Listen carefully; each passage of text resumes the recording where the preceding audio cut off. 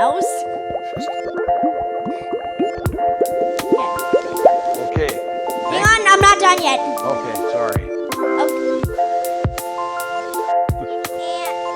Okay. So, my fun words before Jeff takes the microphone are read his books, Figure 8, Spider Lake, Bow Cutter, and the new one, Musky Run. In other words, if you want a book with a ton of violence and a guy who rides on a trapeze with a machine gun in each hand shooting up the town who says swears, don't read Jeff's books. Anyways. And finally, the man you've been waiting for, Jeff Nania! Go.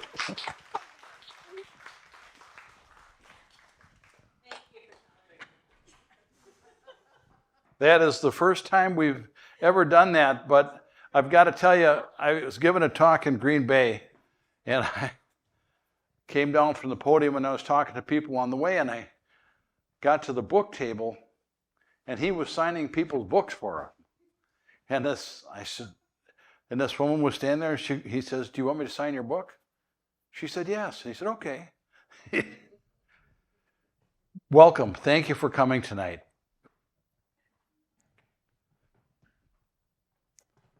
I just want to share a couple of pages with you. It's just an appropriate thing to do this time of year. Namakagon County was 1,350 square miles of mostly forests, lakes, rivers, and streams. A stunning landscape with a population of 16,000 citizens. Musky Falls was the largest city and the county seat. Between Memorial Day and Labor Day, thousands of tourists came to Namakagon County to enjoy the lakes and rivers and hiking and biking trails. This time of year, however, had more of a local flavor. It didn't mean there were no tourists. The contrary was true. The North Country is truly a spectacular sight in fall. Plenty of people came to bask on the autumn colors of smoky gold tamaracks, sugar maples, and poplar leaves quaking in the breeze. Hiking boots, checkerboard flannels, and sweaters replaced shorts, t-shirts, and sandals.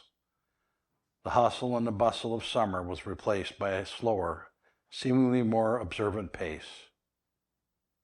Days grew shorter, and an early snow could come at any time.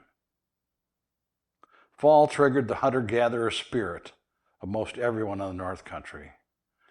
It was time to make sure there was enough wood on the woodpile to get you through spring. Canning jars of blueberries and other wild fruit were counted. Everybody prepared their hunting gear. While camouflage was worn year-round here, this time of year it was more abundant. Hunters were responsible citizens, but come fall, an inordinate number of sick days were used, and the pews on Sundays had a little extra room. School absenteeism was more commonplace than accepted. Anglers anxiously took advantage of the mild fall weather and applied the waters of the northern lakes for fall fattened muskies and walleyes. Hunting seasons for ruffed grouse, bear, deer, and waterfowl had opened or would soon. Most conversations at the Moose Cafe and Crosswade's Coffer centered on the upcoming or ongoing hunting seasons. There was an entire group of citizens who became more visible in the fall. It seemed that everyone in Namakagon County owned a dog or two, and I wouldn't be surprised if the canine citizens outnumbered the human ones. Hound dogs stuck their heads out of the openings of dog boxes in the back of pickup trucks. They were anxious and ready to travel the back country with the handler, sorting out thousands of scents, looking for the one they lived for, the smell of a bear, announcing success with hound dog howls. The northern lakes and rivers were also a destination for waterfowl hunters. Wild rice, flowages, big water, and shallow wetlands host thousands of ducks and geese during the fall migration. Water dogs, mostly labs and Chesapeakes, were the choice of waterfowlers. These dogs were unfazed by the cold weather, and they lived to retrieve ducks and geese knocked down by their hunter. Bird dogs rode in the back seats or portable kennels. Pointers and close-working flushers were ready to go in search of ruffed grouse and woodcock. Bird populations were high, some say the best in over a decade. With all the thousands of acres of land open to the public, even the most determined hunter could not hunt it all in a lifetime. One of my goals in writing these books has been to go on each page with you. We share this. When you're reading this book, you're not just reading my book. I hope we're sharing our lives.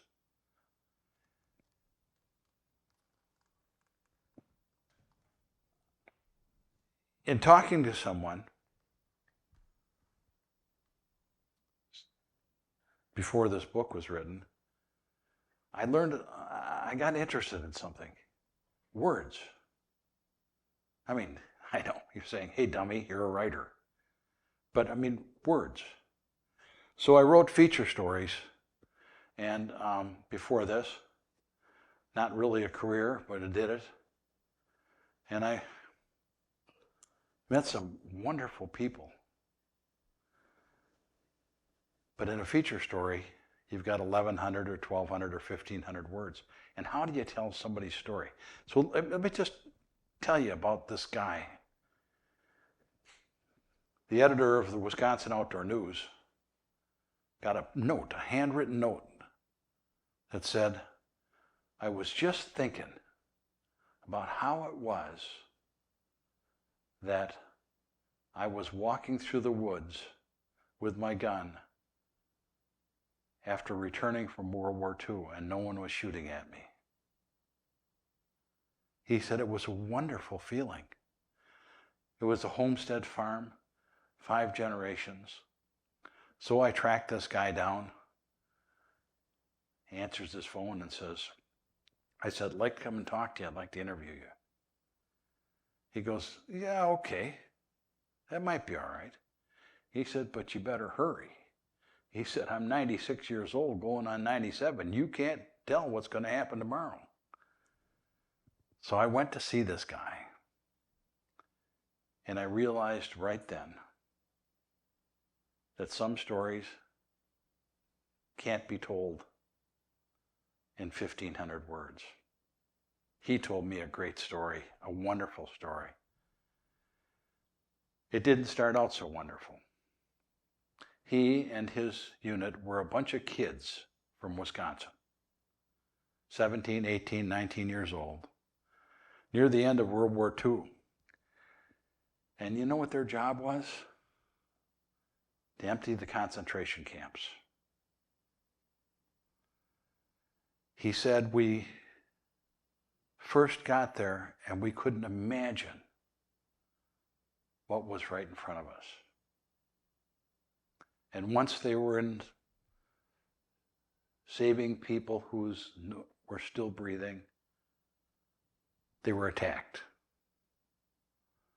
And this guy, John, was wounded badly. Well, eventually he was transferred to a hospital in Michigan. And he told the story like this. He said, I was laying in my hospital bed, just feeling better, getting a little recovered. And I looked up and I saw an angel. Now, I was in law enforcement for a long time, and I've heard all sorts of near-death experiences and things like that, and I sure don't discount them. I said, you did? You did, John? Yeah. Yeah, he says, and you know what? I said, no, what? And he said, I was married to her for 63 years. I said, who was it? I said, you married your nurse? Yeah, I sure did. But he taught me a lesson about words. And I want to share something. It's just, so, And if you just don't like what I'm sharing, it won't take too long.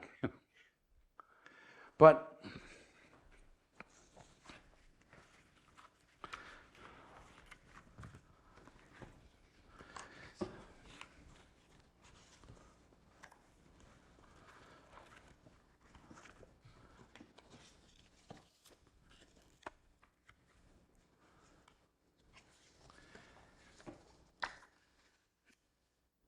so how can words be important and how can they have meaning? So if you were required to condense thoughts into the best form and still communicate, it is a difficult task. It should be the task of every writer. The story I think you should tell. You know, Samuel Clemens, Mark Twain, said, writer's words are the same as an artist's brushstroke. Every stroke on that painting takes a space. Every color. It has its place there, or doesn't it?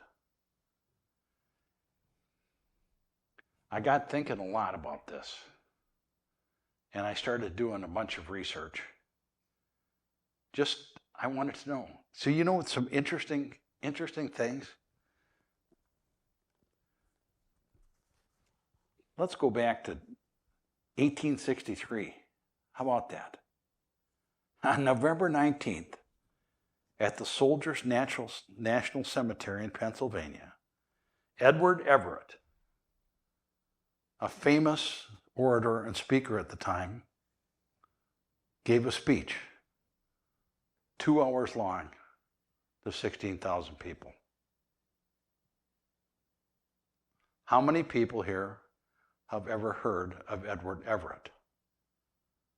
I'll be darned. I bet you heard of the guy who came after him. After the applause died down, the next speaker took the podium. He came up and he turned his back on the audience and faced 3,500 gravestones of soldiers killed in the Civil War. He gave a speech. 271 words. It became the Gettysburg Address. The speaker was Abraham Lincoln. What a remarkable thing. So then, I found a conspiracy. I know, but it's true. It's a conservation conspiracy. So after World War II, things were controversial. Just like Lincoln, had he lived, would have said himself, he would have faced the challenge of turning battlefields back into crop fields. Land use became a big issue in our country. And writing about land use and writing about conservation in many regards was verboten. People didn't want to hear it. But this is propaganda. This is a pamphlet that was published by the Wisconsin Conservation Department, which was before the Wisconsin DNR, called A History of Wisconsin Deer. How could this be controversial? I mean, we argue back and forth about deer, but how could this be controversial? Well, the writers of this book were not just anybody.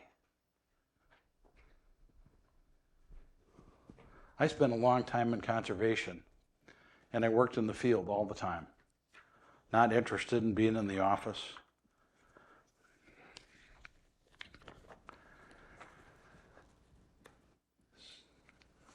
So the dedication of this book is dedicated to those rugged citizens who down through the years had the courage to fight for preservation of our natural resources. 22 words. Later on, hidden in the text, it says, First, teach a child the value of work, not regimented play. Teach him that a sunset over a verdant countryside has more intrinsic value than the most costly painting. Teach him that bread comes from the soil, not from the store. But the back is what caused all the controversy. Back of this color publication, which at that time was unheard of. And it says, democracy is safest in the hands of a people who love and conserve their out of doors. So, this were the back part of this was written by a guy you may have heard of. His name was Aldo Leopold. Ernest Swift wrote part of it, and G.A. Rauh wrote the other part. The greatest conservationists felt it was important enough to get this message out. It's funny that Ernest Swift commented back when this came out. He said, well, I knew it was going to be controversial because basically he said there's going to be a bunch of legislators sitting on their pants in downtown Madison not doing anything while the world goes on. But they'll find bigger words to describe it. I hope that I can learn to write like that. I hope that I can figure out a way to say so much with so little. Now, I don't want the books to be 9 pages, so I've got to do something about that. You know, when I first wrote this book, the first book I wrote was a book called Figure 8. I didn't even know I was going to write the book, to be honest with you. My family, when I was a kid, no, actually it was before I was born, when my oldest brother was a kid, my dad and a friend of his were grouse hunting in northern Wisconsin. They had looking for a place to stay that night, and they stopped at an old gas station. The guy says, there's a work camp down the road. The guy is turning it into a resort. Go there and you can stay there, and he'll probably feed you breakfast in the morning. So that's what my dad and this guy did. They went down there and stayed at a cabin, and they got up the next morning, and here was this absolutely stunning lake. I mean, there's nothing, nowhere has lakes like northern Wisconsin. And this beautiful lake. And my dad said, well, I have a son. Can I bring him back here in the summer? My wife and my son. Well, sure, that's just what I want. I want people, I want families to come here. I want them to enjoy all this. That started a tradition in our family that has lasted 77 years. So we all have cabins there. I have a brother next door to me, another brother next door to me. My mom had 5 boys. Yeah, I know. She used to take tranquilizers by the handful. Although I've got to say, in my own defense, my brothers were pretty rowdy. I was a great kid, and I can prove it. She said to me, I hope that someday when you have children, you have a child like you. I thought, well, that's pretty good. But it connected our family with this place. After I left law enforcement and went into conservation, I was the head of the wetland restoration field team for over 20 years. It allowed me the chance to change our landscape for the better, to put these projects back on the ground in a way that it's overwhelming to think that generations from now, people look at these projects. And I realized that it was critical for us to do something. We had failed. It's our generation that failed. I'm sorry to tell you that, but it is. And how we failed is this. We made it difficult for kids to connect to the outdoors. Not all families, but some. We had the responsibility to do that, to give them the chance to make change. I gave a talk to a high school commencement, and they were talking about, before this, about the box. Staying in the box, working in the box.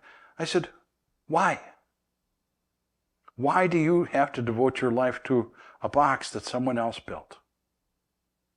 Why can't you go forward and make these choices, knowing that you're making choices not for an individual generation, not for 2, not for 3, not for 4, but for many? How about that? And so we've worked very hard at that and started working with my wife. We had started project-based environmental charter schools. Schools that the kids, I love it. The school district, school like this. You got any kids that might work then? Oh yeah, as a matter of fact, and they just take that broom and they just sweep those kids who aren't good conventional learners or kids that don't fit their mold, and they just sweep them over there. Here you go, you can have them all. We hold our arms out and embrace them. And the connection those kids have with the outdoors has lasted them through their careers. We have scientists, but they're all still connected to the outdoors. And that is probably the best thing, other than having a family, I'll ever do in my life. The remarkable kids. We had this girl. So she got in trouble coming to school late all the time. Well, nobody ever asked her why. Nobody ever asked her about her drug-addicted mother that she was taking care of. Nobody ever asked her about her 8-year-old brother that she was taking care of and getting out of school. Nobody ever asked her. And you know what? She thought she was stupid. We told her and all our kids, no, the only people who are stupid are the ones that think you are. Archaeologist now. Got a bachelor's degree in archaeology, Florida State. So she still has this foundation in the outdoors. And it's been a wonderful thing for us. Now, we should talk about writing. But, I don't know what you want to know. I don't know much. And if you ask hard questions and I don't know the answer, I'll just make something up. So save yourself. Did anybody have any questions? Yes. But it's not about writing, it's about your books. Yeah, that's the other thing you can talk about. Okay, so I've read them all. They're wonderful. I'm anxiously waiting for the next one, if there is one. But I know that Musky Run and Nemacolin County are fictitious. If you had to put them on the map in Wisconsin, where would they be? I don't know. I've been asked that before. So the mayor of Hayward claims it's Hayward. Okay, I know where that is. Yeah, and the guy who owns the jewelry store across the street, he claims it's Hayward too. Which is, again, listen, I can only, these are fictitious accounts. You know what happened to me? I was signing books up at Cable, Wisconsin at a Redberry bookstore.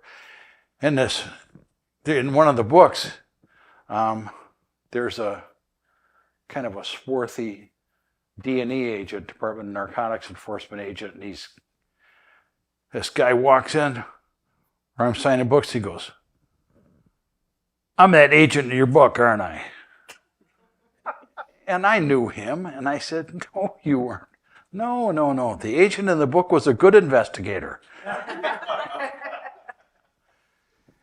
So, Nemacolin County and Muskie Falls are a place where you and I can sit down outside and have a cup of coffee and feel the fall air, where people still say hello to you and they wave when they drive by you, that's where it is.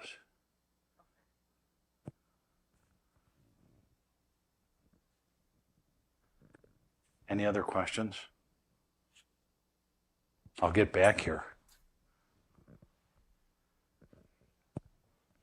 So as far as another book goes, the truth is that the first book, so I told you about our family get-together where we go up, we get this together on this lake. We still do that, by the way. We'll all get there and fish muskies and have a great time.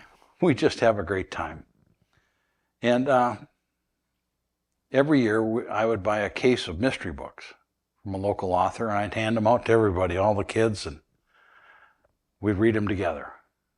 We wouldn't sit together and read them, but I'd say, what chapter are you on? So that author did not write a book, and I wrote Figure Eight. I just sat down and wrote Figure Eight.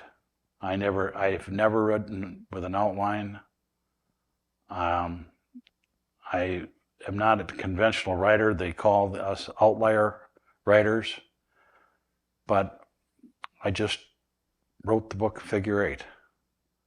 And the first publisher looked at it and turned it down flat. And the second one said, I think this is something we can work with. And a small publishing house in Wisconsin, a small printer in Tony, Wisconsin, does all the printing. And it became a book. So as far as the next book goes, I can't honestly tell you. I was swimming across the lake, and I had a pretty good thought about it. But you just never know. In Musky Run, we talk a lot about, and this won't spoil the book for anyone, we talk a lot about the relationship between people and wildlife. We seem to have this ongoing battle about who is in charge. And Aldo Leopold and those guys have long stated, and we know that there's a balance. We have to find a balance. We have to find a way for everybody to live together, because the alternative doesn't work. A guy was talking to me about the wolf issue in northern Wisconsin. You can't look in the newspaper without seeing something about wolves. As smart as those wolves are, they could never envision that their fate is in a courtroom. They could never understand of a judge in a robe or lawyers talking about their future. And I think that we can do better than that. I think as citizens, as people who love the outdoors, we can find better solutions. We can find better balance. But we have to work together.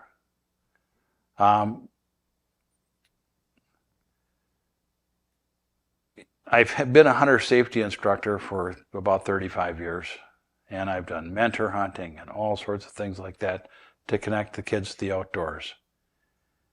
And I was so disappointed when I got an email yesterday, or the day before yesterday, that asked for volunteer hunter safety instructors. They don't have enough instructors to teach the classes. And the classes clearly have led to safer hunting, and not necessarily even hunting. I've lots of classes people take just to take it, and just to connect. But I was very disappointed that the Department of Natural Resources had ended up at this spot. So I was asked by a publication to consider writing something about a solution.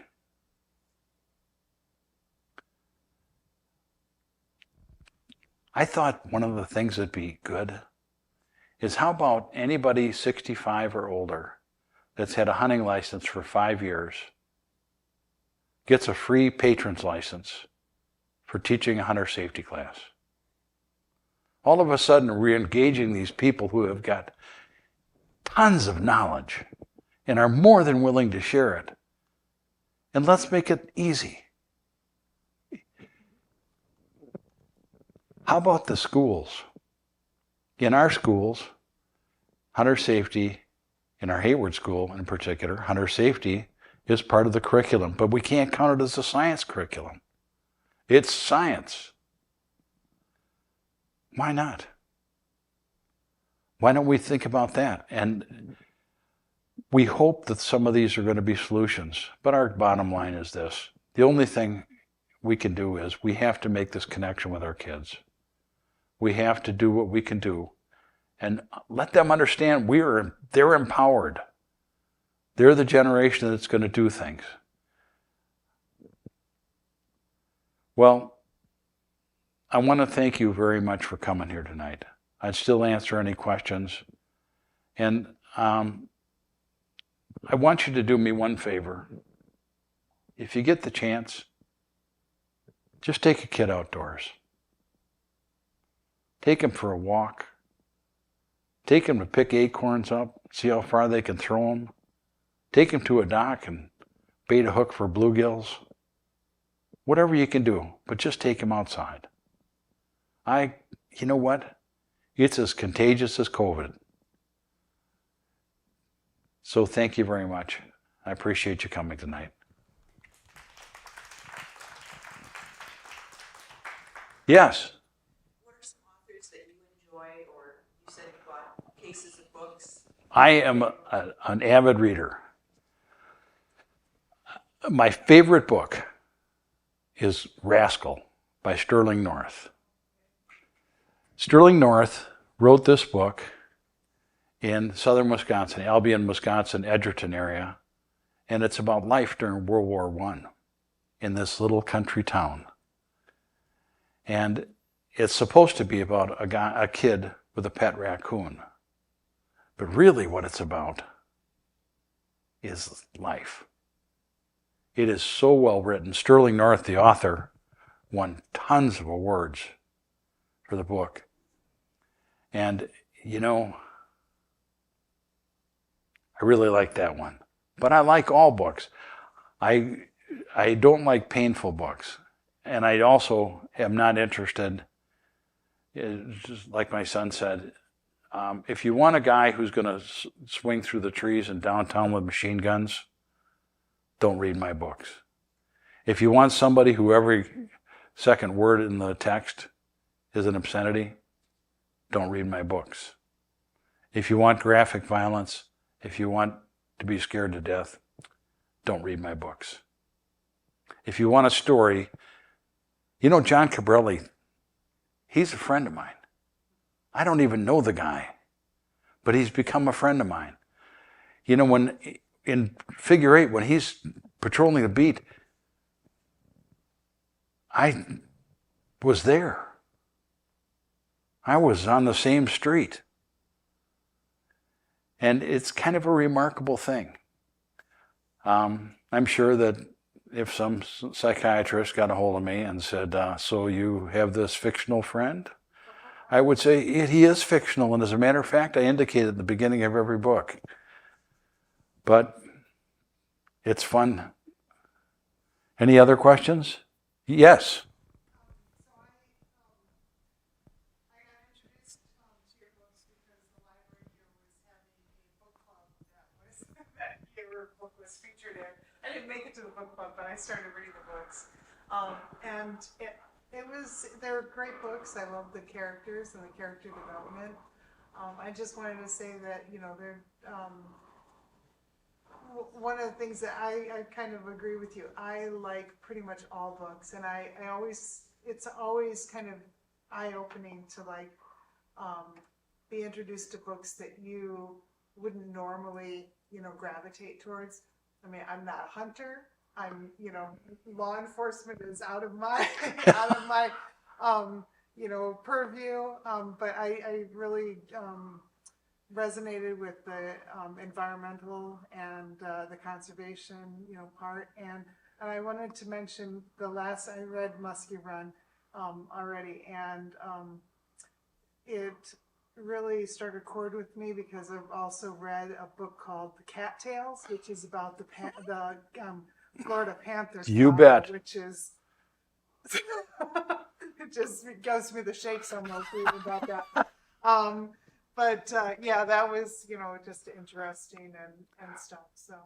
Well, it's remarkable, but in book 4, there's a character in there that is a furry character with paws. And since I wrote book 4, I get lots of connections with people who say, "Hey, you know what I found on my trail camera?"